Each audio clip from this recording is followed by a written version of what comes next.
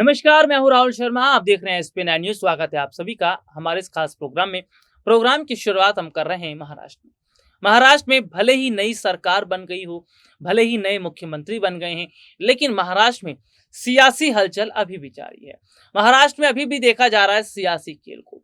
दरअसल सीधे सीधे तौर पर क्या देखा जा रहा है कि महाराष्ट्र में जो स्थिति बनी है वो कहीं ना कहीं ये बता रही है कि बहुत बड़े हद तक क्या बीजेपी अब फंसती नजर आ रही है। महाराष्ट्र मंत्रिमंडल का विस्तार किया गया है और इस मंत्रिमंडल के अंदर जो लिस्ट है, जो लिस्ट सामने आई है, वो लिस्ट चौंकाने वाली है। खबर यह है कि इस लिस्ट में ज्यादातर जो जगह दी गई है महाराष्ट्र के अंदर वो बीजेपी को। एकनाथ शिंदे के जो विधायक थे उन्हें तो जगह नहीं मिली है। तो क्या शिंदे के साथ बीजेपी ने धोखा कर दिया? क्या केवल शिंदे को ही मुख्यमंत्री बनाया और जो अन्य विधायक थे जो सपना लेकर बैठे थे, क्या उनको कोई जगह नहीं मिली? क्या उन्हें दूध में से मक्खी की तरह निकालकर फेंक दिया? दरअसल सीधे तौर पर देखा जा रहा है कि बीजेपी ने अपने विधायकों को तो सेट कर दिया, लेकिन शिंदे के जो विधायक है उन्हें जगह न देना ये सीधे तौर पर बताता है कि शिंदे ने क्या अपने विधायकों के साथ धोखा कर दिया है। और शिंदे ने अगर अपने विधायकों के साथ धोखा किया है तो ये नाराज विधायक शिंदे का साथ छोड़कर शिवसेना के साथ चले जाएंगे। क्योंकि अभी हाल ही में संजय राउत का एक बयान सामने आया। जी हाँ, शिवसेना सांसद संजय राउत का जो बयान सामने आता है उसमें वो ये कहते हैं कि हमारे अपने विधायक कहीं नहीं गए, हमारे अपने विधायक लौट कर वापस जरूर आएंगे। क्योंकि वो कहावत तो आपने सुनी होगी ना कि सुबह का भूला अगर शाम को घर लौट कर आता है तो उसे भूला नहीं कहते। तो संजय राउत, उद्धव ठाकरे लगातार ये कह रहे हैं कि जो उनके अपने विधायक हैं, जो पक्के शिव सैनिक हैं, वो कहीं गए नहीं है। बीजेपी ने जानबूझकर डरा धमकाकर उन्हें अपने साथ रखा है। लेकिन अब जिस तरह से देखा जा रहा है कि एकनाथ शिंदे तो मुख्यमंत्री बन गए, लेकिन उनके साथ जो विधायक आए थे उनका क्या? उनको कहाँ जगह मिल रही है? उनको अगर जगह नहीं मिल रही है तो क्या वाकई वो शिवसेना के साथ चले जाएंगे, उद्धव के साथ चले जाएंगे? मध्यावधि चुनाव की बात कही जा रही है। और अगर हम ये देख रहे हैं महाराष्ट्र के अंदर कांग्रेस के विधायक कहीं गए नहीं है, एनसीपी के विधायक उनके साथ या शरद पवार के साथ। अगर टूटा कोई है तो शिवसेना का विधायक टूटा, शिव सैनिक टूटे हैं। तो शिवसेना के जो विधायक टूटे हैं इसका ही नुकसान उद्धव को हुआ है। और जो विधायक टूटे हैं अगर वो वापसी करते हैं उद्धव ठाकरे के साथ, अगर वो उद्धव ठाकरे के साथ आते हैं तो क्या वाकई बहुत बड़ा फेरबदल होता नजर आएगा?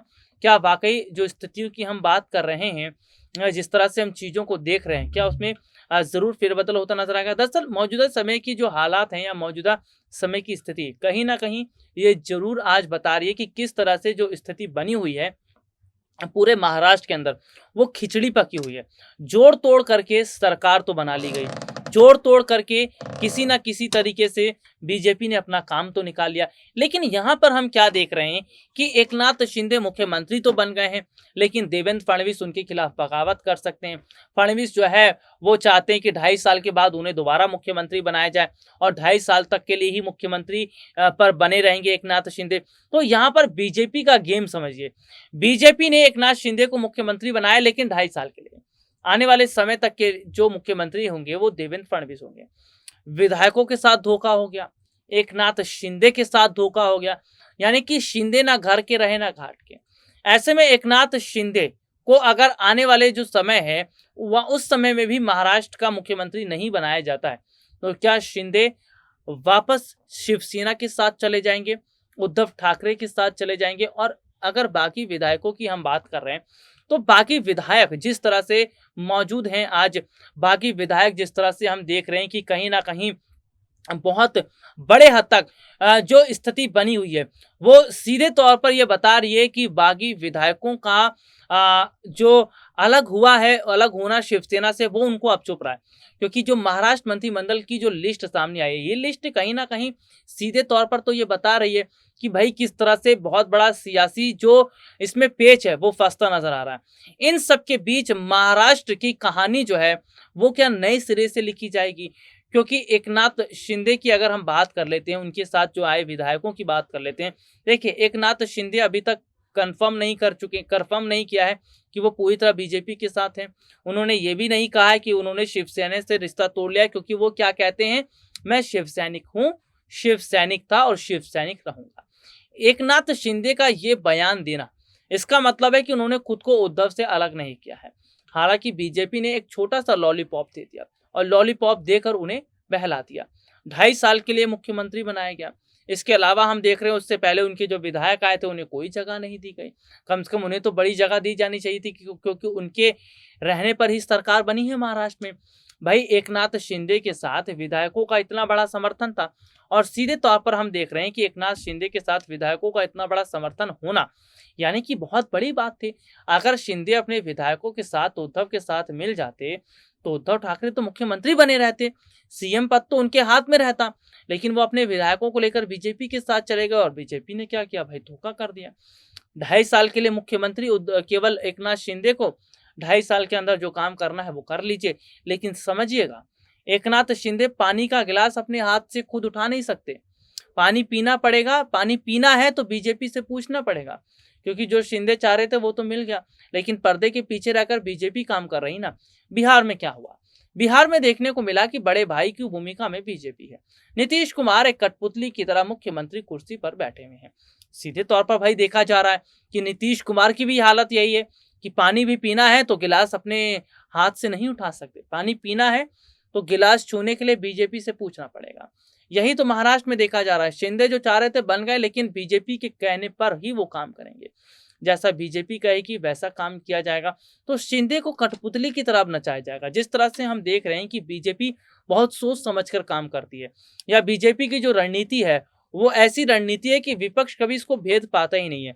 सीधे सीधे तौर पर हम देख रहे हैं कि मौजूदा समय में जो हालात बने हैं या स्थिति बनी है वो कहीं ना कहीं ये बता रही है कि शिंदे फंस गए बीजेपी के साथ आकर। अगर शिवसेना के साथ रहते तो शायद उतनी बड़ी मुश्किलें उन्हें नहीं होती, लेकिन जिस तरह आज कठपुतली की तरह उन्हें अब नचाया जाएगा एकनाथ शिंदे को, ये तो उन्हें पता ही नहीं है।